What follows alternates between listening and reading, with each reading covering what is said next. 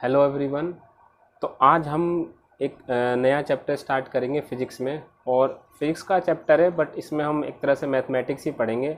आप जानते हो कि mathematics is the language of physics, यानी कि जो फिज़िक्स है उसको पढ़ने के लिए मैथ्स की बहुत ज़रूरत पड़ती है हमें। ठीक है, क्योंकि आगे जैसे जैसे हम फिज़िक्स में बढ़ेंगे तो हम बहुत सारे न्यूमेरिकल क्वेश्चन सॉल्व करेंगे, जिसके लिए हमें मतलब मैथमेटिक्स में अच्छी कमांड होनी चाहिए। तो बहुत सारी बेसिक मैथमेटिक्स अपने को आनी चाहिए। तो उसी में एक बहुत ही इम्पोर्टेंट मैथमेटिक्स जो कि हम इसमें 11th-12th में पहली बार सीखते हैं, क्योंकि और भी जो बेसिक मैथमेटिक्स जो अपने को आनी चाहिए लाइक ट्रिग्नोमेट्री, क्वाड्रेटिक, वो सब तो हम खैर 10th क्लास में पढ़ चुके रहते हैं। ठीक है, लेकिन एक अलग नई जो मैथमेटिक्स इंट्रोडक्शन होता है वो हम यहाँ पे पढ़ेंगे, जिसको हम बोलते हैं कैलकुलस। ठीक है, तो चलिए वो स्टार्ट करते हैं। देखो, जो कैलकुलस है ये होता क्या है बेसिकली। कैलकुलस जो है ये इसकी डेफिनेशन अगर मैं लिखूं आपको तो क्या होगी। It is the study of behaviour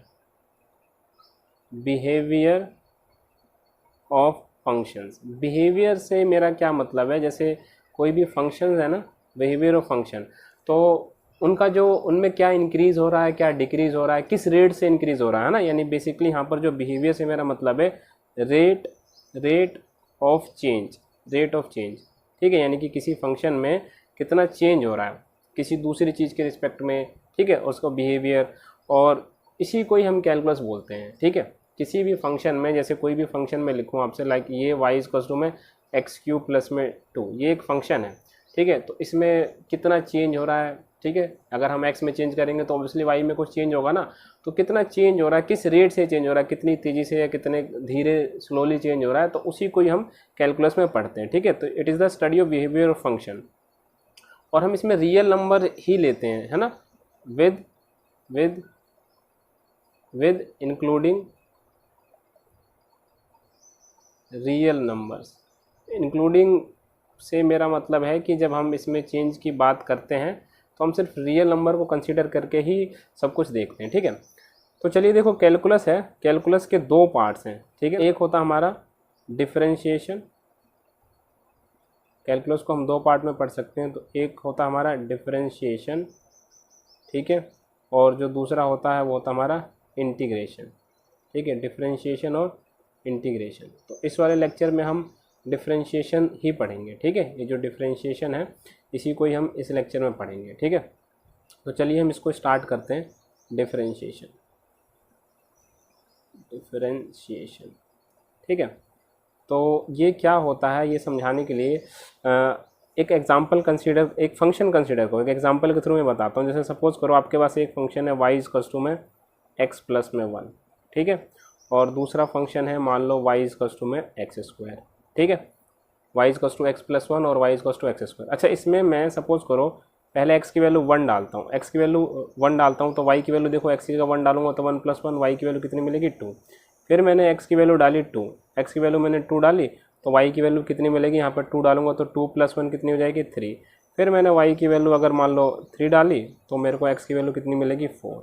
ठीक है, और इसी तरीके से अगर मैं y की वैल्यू कितनी डालूंगा, अगर मैं यहाँ पर y की वैल्यू डालता हूँ मैं 4, y की वैल्यू 4, तो सॉरी x की वैल्यू 4 डालता हूँ तो y की वैल्यू कितनी मिल जाएगी मेरे को 5। ठीक है, अच्छा, इस वाले फंक्शन में देखो, अगर इस वाले फंक्शन में अगर आप x की वैल्यू 1 डालो तो y की वैल्यू भी कितनी मिलेगी 1। ठीक है, अगर मैं यहाँ पर x की वैल्यू कितनी डालूँ 2, x की वैल्यू मैं डालता हूँ मान लो 2 डालता हूँ। ठीक है, तो y की वैल्यू कितनी मिलेगी 4। ठीक है, और x की वैल्यू अगर मैं 3 डालता हूँ तो y की वैल्यू कितनी मिलेगी 9, और अगर मैं x की वैल्यू कितनी डालता हूँ 4 तो y की वैल्यू मिलेगी 16। ठीक है, तो अगर आपसे मैं एक क्वेश्चन पूछूं कि देखो यहाँ पर मैंने x में एक एक का चेंज करा था, मतलब एक एक x की वैल्यू बढ़ा रहा था मैं, तो y में भी चेंज आ रहा था। जैसे जैसे x में चेंज कर रहा था देखो y की वैल्यू भी चेंज हो रही है ना इसमें देखो, और इसमें भी मैं x की वैल्यू एक एक ही बढ़ा रहा था तो y की वैल्यू में चेंज आ रहा था। अगर आपसे मैं ये पूछूँ कि किस में ज़्यादा तेज़ी से चेंज हो रहा है, यानी कि जब मैं x की वैल्यू में एक एक का चेंज कर रहा हूँ तो y में किस में ज़्यादा तेज़ी से चेंज होगा, तो आपको ऑप्शन होगा इसमें। ठीक है, इस वाले में ज़्यादा तेज़ी से चेंज होगा ना x के कंपैरिजन में। जब हम x में चेंज कर रहे हैं तो इस वाले में ज़्यादा तेज़ी से चेंज हो रहा है y की वैल्यू में। तो कितनी तेज़ी से चेंज हो रहा है, अलग अलग फंक्शन में ये चेंज अलग अलग हो सकता है।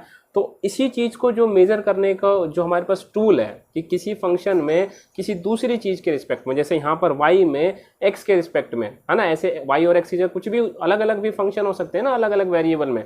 तो किसी एक पर्टिकुलर फंक्शन में अगर हम एक वेरिएबल को चेंज करते हैं तो दूसरा वेरिएबल जो है वो किस तरीके से चेंज होता है, किस रेट से चेंज होता है, उसी को क्या बोलते हैं हम डिफरेंशिएशन, है ना। यानी कि यहाँ पर डिफरेंशिएशन क्या होता है कि चेंज डिफरेंशिएशन क्या रिप्रेजेंट करता है, चेंज इन वन क्वांटिटी, है ना, वन क्वांटिटी, ठीक है, change in one quantity with respect to other. एक क्वांटिटी का दूसरे क्वांटिटी के रिस्पेक्ट में कैसा चेंज होता है उसी को ही बोलते हैं हम डिफरेंशिएशन, ठीक है। तो यहाँ पर आपको दिखाई दे रहा होगा क्लियरली कि इस वाला जो फंक्शन, ये वाला जो फंक्शन है, इस वाले फंक्शन में जो चेंज है वो ज़्यादा है, तो इसी को ही हम डिफरेंशिएशन बोलते हैं, ठीक है। अभी हम थोड़ा और डिटेल में देखेंगे डिफरेंशिएशन को, ठीक है, और डिटेल में देखेंगे इस चीज़ को, तो आपको थोड़ा और क्लियर होगा, ठीक है। तो आप इसके लिए देखो एक और एग्जांपल, थोड़ा हम इसको ना ग्राफिकली देखते हैं, ठीक है। ये जो y इक्वल्स टू में मैंने x² जो फंक्शन लिया था, इसका जो ग्राफ अगर बनाओगे ना आप, इसका ग्राफ, तो इसका ग्राफ देखो कुछ इस तरीके से आता है, y इक्वल्स टू x², इसका ग्राफ कुछ ऐसा आता है, इस तरीके से ग्राफ होता है, ठीक है। ये इसका ग्राफ होता है, ये मान लो हमारी x एक्सिस है और ये क्या हमारी y एक्सिस, तो इस तरीके से ग्राफ आता है, ठीक है। अच्छा, तो जैसे जैसे हमने देखा कि डिफरेंशिएशन का मतलब क्या होता है कि अगर हम x में चेंज करें तो y में कितना चेंज होगा, या फिर कोई भी दो क्वांटिटी ले लें उनके बीच में एक में, ठीक है। तो चलो यहाँ पर तो अभी x और y की बात हो रही है, मान लो यहाँ पर कोई पॉइंट है, ये यहाँ पर कुछ x की वैल्यू है, तो x की वैल्यू कितनी है, मान लो x1 ले लेते हैं, तो इस x1 पे कुछ y की वैल्यू होगी, y की वैल्यू यहाँ से पता चलेगी, तो ये वैल्यू हो गई y की y1, ठीक है।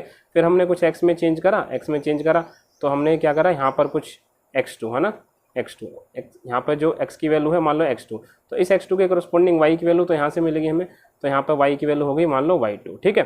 तो अगर मैं आपसे पूछूं कि x में कितना चेंज हुआ है, तो ये जो चेंज हुआ है ये यहाँ से लेकर यहाँ तक, यही तो x में चेंज हुआ है, तो इसको ना मान लो मैं डेल्टा x लिखता हूँ, डेल्टा x का मतलब होता है चेंज इन x, और y में कितना चेंज हुआ है, तो आप देखोगे कि ये y में देखो ये यहाँ से लेकर यहाँ तक ये वाला, यानी कि ये जो यहाँ से लेकर यहाँ तक ये चेंज हुआ है y में, ये जो चेंज है ये y में चेंज है, ठीक है। तो इसको मैं बोलता हूँ डेल्टा y, ठीक है। देखो डेल्टा x जो है वो क्या है, चेंज इन x है, ठीक है, चेंज इन x, और जो डेल्टा y है, डेल्टा y क्या है, चेंज इन y, ठीक है। देखो चेंज इन x का मतलब क्या है, देखो x की वैल्यू x1 से लेकर x2 हो गई है ना, तो चेंज की बात करूँ तो बाद वाली वैल्यू कितनी हो गई x2, और पहले वाली वैल्यू कितनी थी x1, तो चेंज कितना हुआ x2 माइनस x1। ऐसे ही डेल्टा y का मतलब क्या हुआ, y2 माइनस y1, बाद वाली वैल्यू y1 है और पहले वाली वैल्यू y2 है ना, पहले वाली वैल्यू y1 है और बाद वाली y2 है, तो चेंज कितना हो गया y2 माइनस y1। तो ये चीज़ क्या है, चेंज इन x, और ये क्या है, चेंज इन y। तो यही चीज़ तो हमने बोली थी ना कि डिफरेंशिएशन है कि चेंज इन y अपॉन में change in x, that is अगर मैं ये चीज़ निकाल दूँ कि डेल्टा y अपॉन में डेल्टा y अपॉन में डेल्टा x, तो ये चीज़ क्या है मेरी, ये चीज़ है हमारी change in y with respect to x, change in y with respect to x, ठीक है।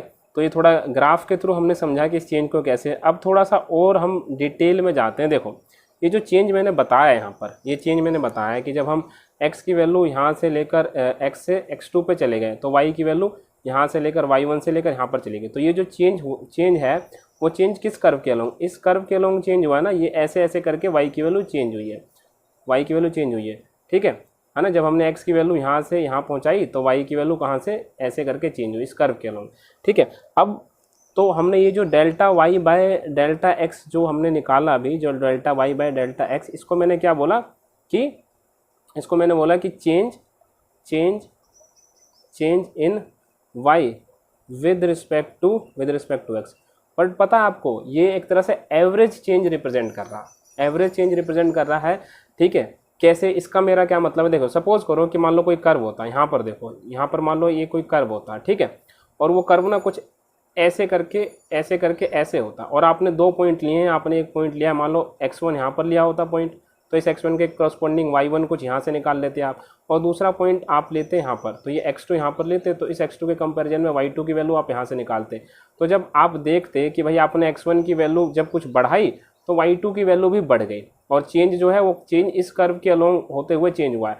लेकिन अगर आप देखो, आपको तो अगर किसी को आप डाटा दोगे तो उसको लगेगा कि ये तो नॉर्मली देखो ये जो डेल्टा y आया है और ये जो डेल्टा x यानी कि x में चेंज करा है, x को वैल्यू को बढ़ाई है तो y की वैल्यू भी बढ़ी है। लेकिन उसके बीच में देखो यहाँ पर ये वैल्यू कम भी तो हो रही है और यहाँ पर कभी कभी बढ़ रही है, कभी कम हो रही है। तो बिल्कुल अगर यानी कि ये जो बताता है ये हमको क्या बताता है, एक तरह से एवरेज चेंज बताता है। किसी पर्टिकुलर पॉइंट पे ऐसा हो सकता है, इसको देखने से लग रहा है कि ये वैल्यू हमेशा बढ़ ही रही है। जैसे आपने देखो यहाँ पर क्या है, यहाँ पर ये चीज़ है, यहाँ से x1 से हमने x2 को बढ़ाया तो y1 भी बढ़ रहा है। तो इसको देख के किसी को अगर मैं डेल्टा y अपॉन में डेल्टा x बताऊँ तो उसको लगेगा ना कि y की वैल्यू तो हमेशा x के रिस्पेक्ट में बढ़ ही रही है। लेकिन देखो यहाँ पर इस पॉइंट पे तो ये यहाँ पर ये कम हो गई है वैल्यू।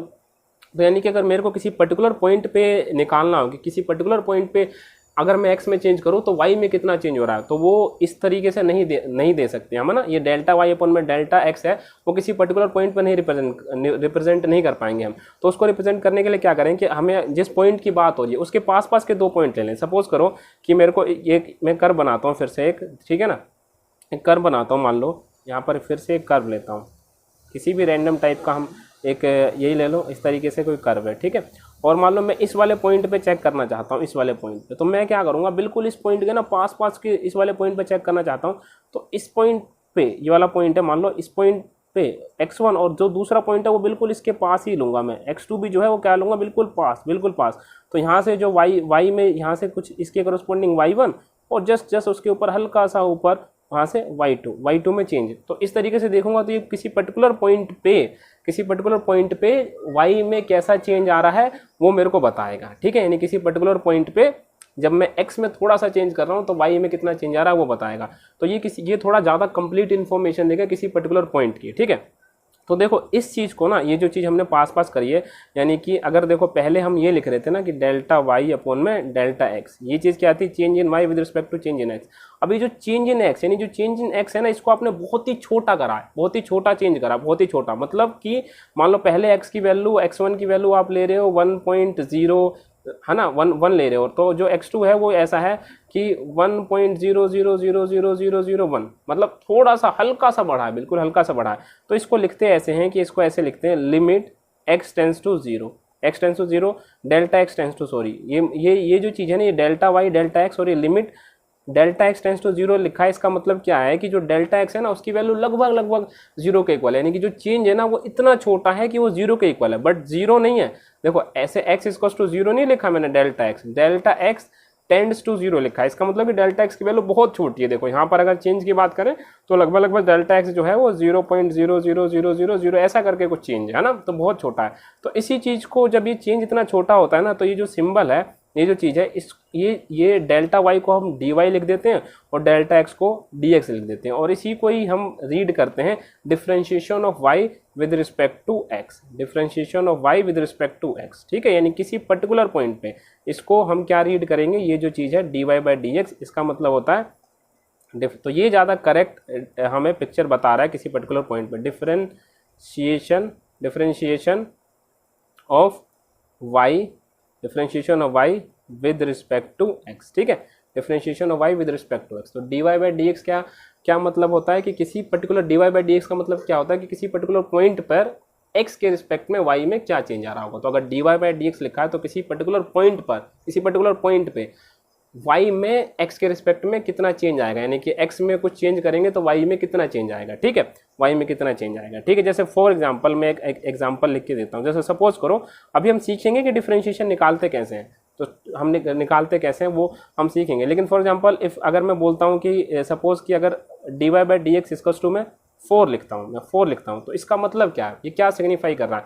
इसका मतलब ये है कि जिस पॉइंट पे ये 4 आया है ना, जिस पॉइंट पे dy बाई dx 4 आया है, उस पॉइंट पे जो y है वो x के रिस्पेक्ट में 4 गुना तेजी से चेंज हो रहा है। यानी कि आप x में हल्का सा चेंज करोगे तो y में उसके 4 गुना ज़्यादा तेजी से चेंज होगा उस पॉइंट पे, ठीक है। अब ये dy बाई dx निकालते कैसे हैं वो बात की बात है, पर समझो कि अगर dy बाई dx की कुछ वैल्यू दी हुई है तो वो सिग्निफाई क्या कर रही है, उसका इंपॉर्टेंस क्या है, ठीक है। तो ये इसका इंपॉर्टेंट है, ये इसका इंपॉर्टेंस है, ठीक है। तो किसी पर्टिकुलर पॉइंट पे y में x के रिस्पेक्ट में कितना चेंज होता है वो dy बाई dx बताता है।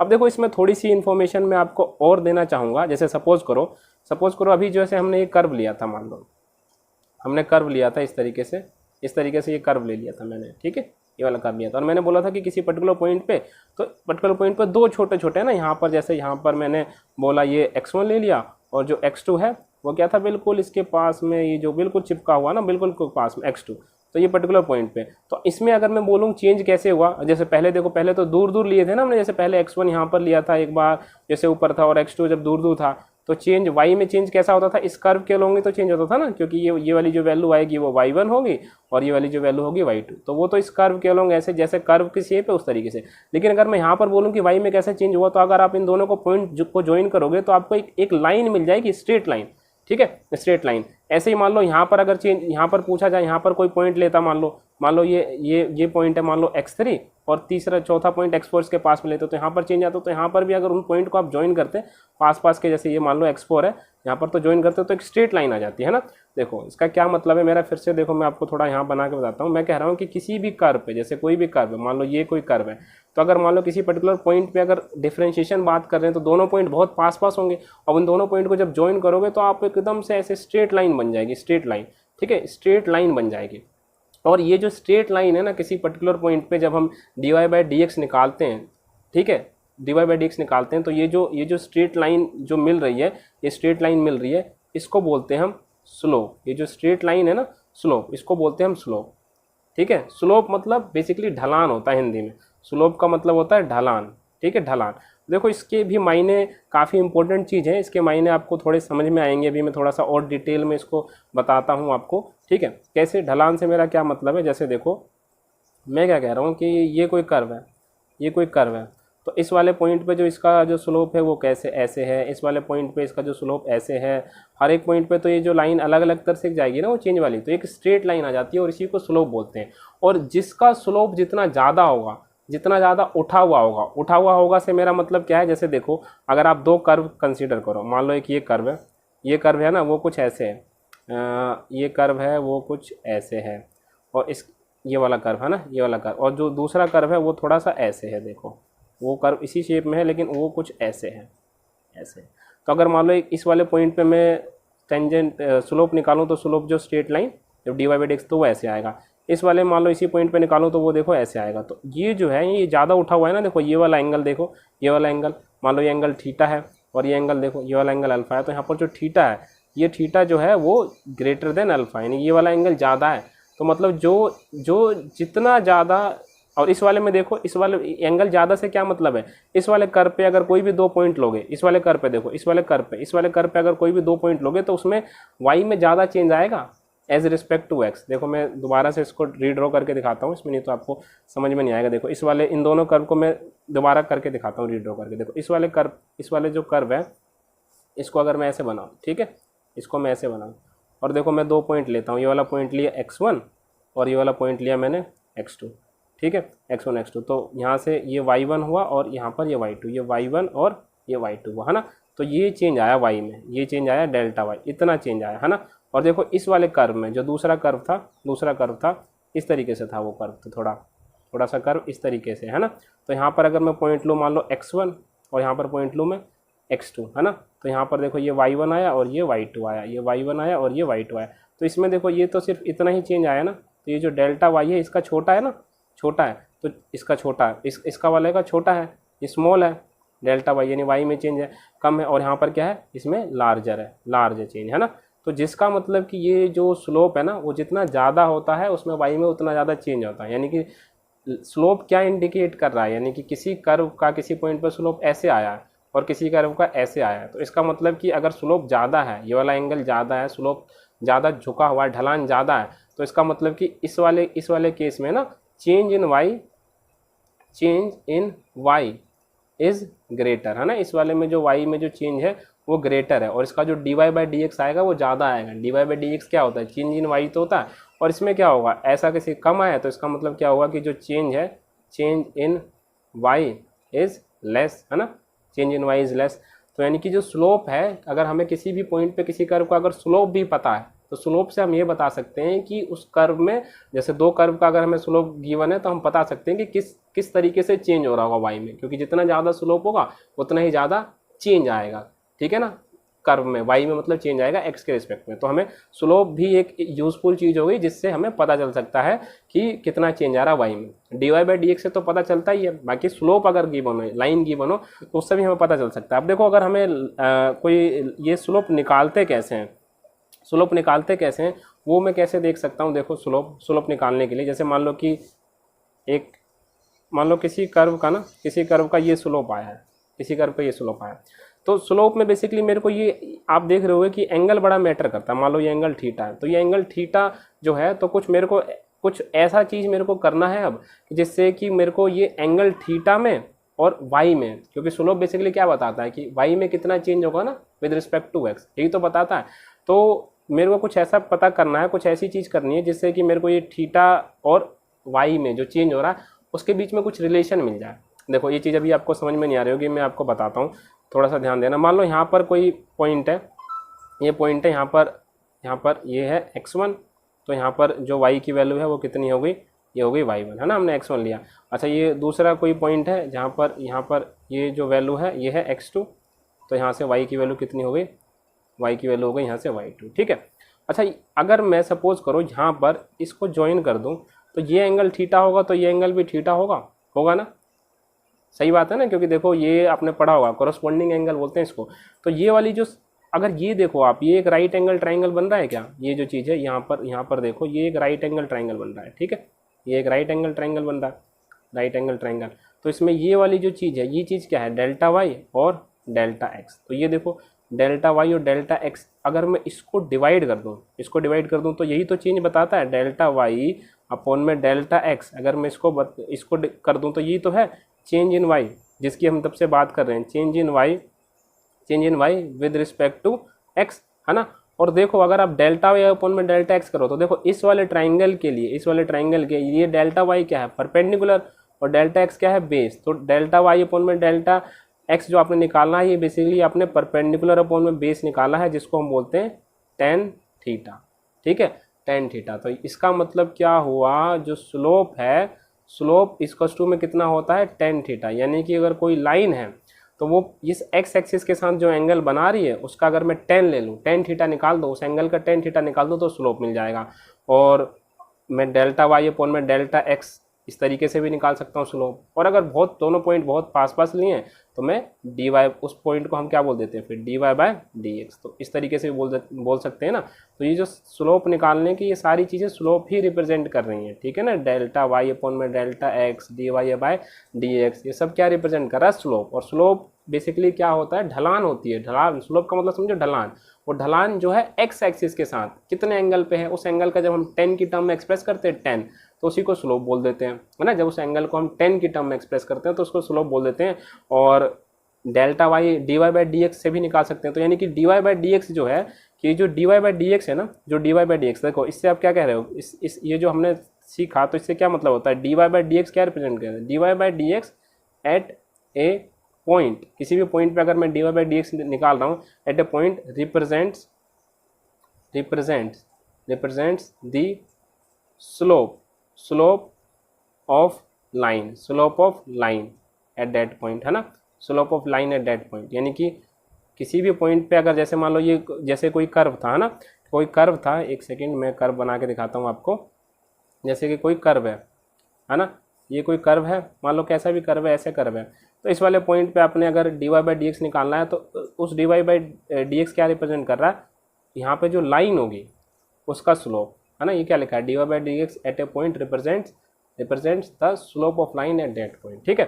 तो ये स्लोप था, ठीक है। अब देखो मैं आपको एक बार स्टार्टिंग से थोड़ी सी ये चीज़ें जो मैंने पढ़ी हैं उसको थोड़ा सा रिवाइज कराता हूँ, फिर मैं थोड़ा सा और हल्का सा आगे और बढ़ूँगा, फिर आपको पहले चीज़ें पीछे की आप काफ़ी भूल गए होंगे उसको मैं थोड़ा सा बताता हूँ ताकि आपको समझ में आ जाए। देखो हमने स्टार्ट करा था कैलकुलस से, तो कैलकुलस क्या होता है, study of behaviour of function, ठीक है, study of behaviour of a function. यानी कि कोई फंक्शन है वो किस तरीके से इंक्रीज डिक्रीज होता है, उसमें जो चेंज होता है उसको हम स्टडी करते हैं कैलकुलस में। ठीक है, तो मैंने आपको यहाँ पर एग्जांपल लेके बताया, जैसे दो फंक्शन लिए हमने और दोनों में कुछ बराबर बराबर एक एक का चेंज करा। जब हमने एक एक का चेंज करा तो हमने देखा कि जो ये वाला फंक्शन है, इस वाले फंक्शन में, जो सेकंड वाला, इस वाले फंक्शन में ज़्यादा चेंज आया।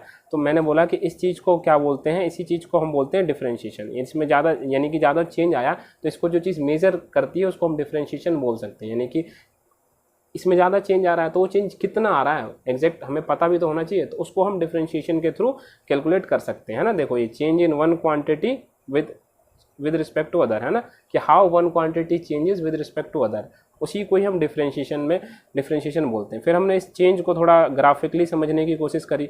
तो मैंने यहाँ पर यही जो y = x को एग्जाम्पल लिया था, तो हमने इसको ग्राफ देखा।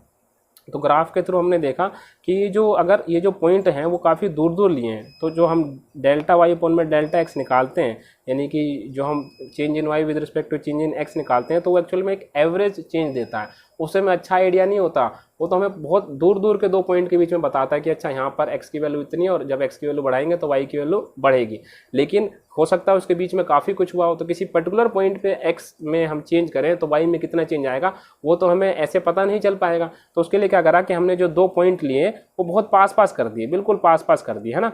दो पॉइंट लिए वो बिल्कुल पास पास कर दिए। जैसे यहाँ पर ये वाला जो केस हमने ना, ये वाला जो केस हमने पढ़ा, तो यहाँ पर मैंने क्या करा, दो पॉइंट बहुत पास पास ले लिए। तो जब हमने एक्स में हल्का सा चेंज करा तो वाई में जो चेंज आया, है ना, एक्स में हल्का सा चेंज करा, तो इस चेंज को कैसे लिखते हैं, ये यहाँ पर limit delta x tends to zero. Delta x मतलब इतना छोटा चेंज करा, लगभग वो जीरो के बराबर। तो जब हमने एक्स में थोड़ा सा चेंज करा तो जो वाई में चेंज आया तो ए सिंबल इसमें कन्वर्ट हो जाता है dy/dx में, और इसी को बोलते हैं differentiation of y with respect to x। ठीक है, तो ये डिफरेंशिएशन होता है। आज के लेक्चर में हम बस ये समझ रहे हैं कि जो डिफरेंशिएशन होता है इसका मतलब क्या होता है। ठीक है, इसको करते कैसे हैं वो मैं आपको नेक्स्ट लेक्चर में बताऊंगा, कि किसी भी फंक्शन दिया हुआ है उसका डिफरेंशिएशन कैसे निकालते हैं, क्या क्या रूल है, वो हम नेक्स्ट लेक्चर में समझेंगे। ठीक है, तो ये dy/dx थोड़ा अपने को क्लियर हुआ। उसके बाद मैंने क्या बताया कि जो dy/dx है, जब हम किसी पॉइंट पे जब dy/dx निकालते हैं तो जो हमने दो छोटे छोटे पॉइंट लिए थे, जैसे x में चेंज हुआ था तो y में भी तो हल्का हल्का चेंज होगा।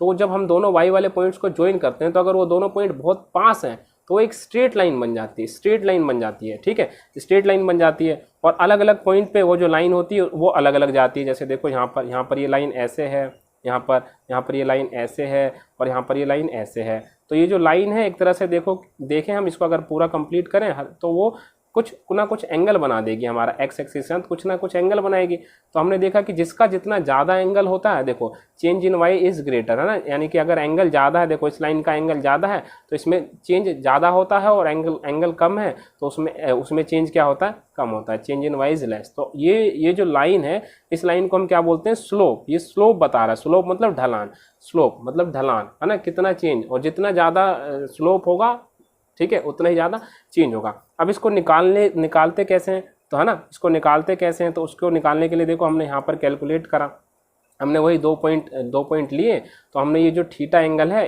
इसका कुछ रिलेशन बनाने की कोशिश करी।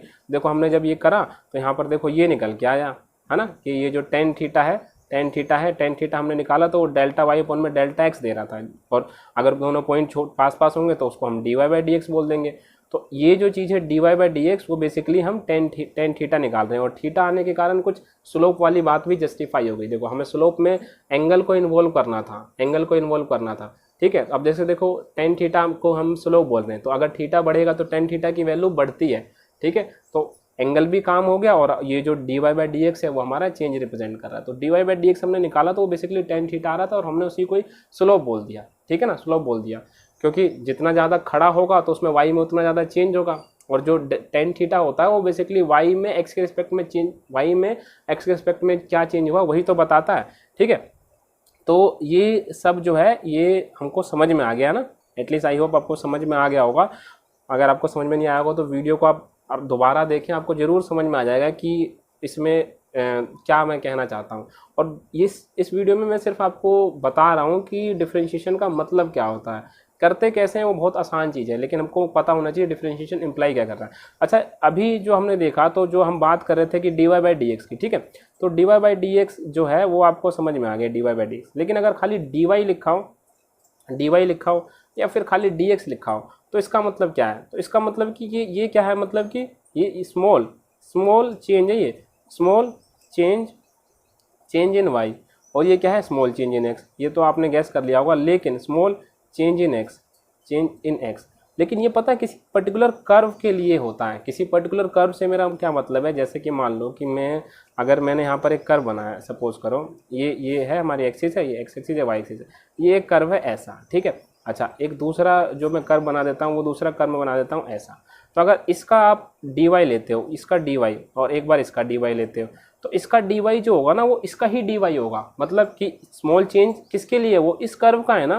तो अगर आप ऐसे ऐसे छोटे छोटे dy लेके सबको जोड़ते जाओ तो आप ये कर्व ले लोगे, है ना। और जो इसका dy होगा वो इस कर्व का होगा। तो अगर इसको जोड़ते जाओ तो आप ये कर्व ऑब्टेन कर लोगे, ठीक है। लेकिन अगर इसके dy को जोड़ के आप ये कर्व नहीं बना सकते। कहने का मतलब ये है कि ये जो dy है ना, वो किसी एक पर्टिकुलर कर्व का dy है, यानी कि स्मॉल चेंज इन y तो है, लेकिन फिर किसी एक पर्टिकुलर कर्व के लिए। जैसे कि अगर मान लो ये y इक्वल्स टू में एक्स क्यूब है, तो मैं इसका जो dy निकालूंगा वो एक अलग आएगा। और अगर मान लो y इक्वल्स टू में एक्स स्क्वायर है, तो मैं जो इसका dy निकालूंगा वो अलग आएगा। तो ये जो dy small change in y तो रिप्रेजेंट कर रहा है, बट फॉर किस कर्व के लिए, फॉर दिस कर्व। और ऐसे ही dy जो है वो small change in y represent कर रहा है इस कर्व के लिए। तो अगर इसके dy को अगर हम ऐड करते जाएं तो ये वाला कर्व आ जाएगा पूरा, और इसके dy को ऐड करते हम तो ये कर्व आ जाएगा, ठीक है। तो आई होप जो डिफ्रेंशिएशन है ये आपको थोड़ा क्लियर हो गया होगा कि डिफ्रेंशिएशन जो है वो बेसिकली रिप्रेजेंट क्या करता है ना। और उसके अब नेक्स्ट लेक्चर में हम क्या पढ़ेंगे कि डिफ्रेंशिएशन करते कैसे हैं, ठीक है। तो ये भी आपको समझना बहुत ज़रूरी है जो हमने आज सीखा है। उसके बाद हम नेक्स्ट लेक्चर में पढ़ेंगे कि डिफ्रेंशिएशन करते कैसे हैं और उसके फॉर्मूला क्या होते हैं। Thank you.